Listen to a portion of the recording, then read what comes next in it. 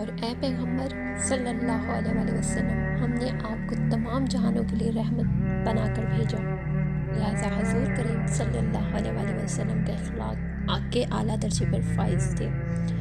اللہ تعالیٰ نے حضور کریم صلی اللہ علیہ وآلہ وسلم کو نہایت رحیم و شفیق اور بلند اخلاق بنا کر بھیجا۔ آپ صلی اللہ علیہ وآلہ وسلم کی سیرت مبارکہ نہایت سادہ اور بے حد خوبصورت تھی۔ آپ صلی اللہ علیہ وآلہ وسلم کا چہرہ مبارک خوش اخلاق تھا۔ آپ صلی اللہ علیہ وآلہ وسلم کی ہنسی کبھی مسکراہٹ سے آگے نہیں بڑھی۔ حضرت عبداللہ بن حارث سے روایت ہے کہ انہوں نے کہا، میں نے رسول کریم صلی اللہ علیہ وآلہ وسلم سے زیادہ کسی کو مسکراتے نہیں دیکھا۔ آپ صلی اللہ علیہ وآلہ وسلم کا کلام و خاموشی۔ آپ صلی اللہ علیہ وآلہ وسلم ٹھہر ٹھہر کر گفتگو کرتے تھے۔ آپ صلی اللہ علیہ وآلہ وسلم خاص باتوں پر زور دیتے اور کئی بار دہراتے تھے۔ آپ صلی اللہ علیہ وآلہ وسلم بلا ضرورت گفتگو نہیں کرتے تھے، کلام کو طویل نہیں ہونے دیتے تھے، صرف وہ کلام کرتے جس پر ثواب کی امید ہوتی۔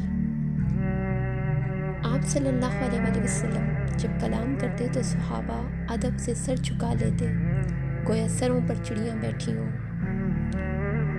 آپ صلی اللہ علیہ وآلہ وسلم سخت بات کہنے کے عادی نہ تھے، نہ چلا کر بولنے والے، نہ کسی کو عیب لگانے والے، نہ تنگ دل، نہ بخیل۔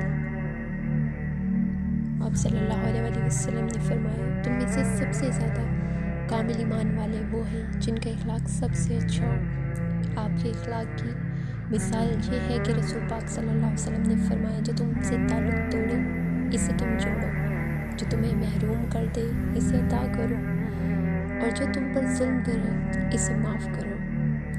دعا ہے کہ اللہ تعالیٰ ہمیں اچھے اخلاق عطا فرمائے۔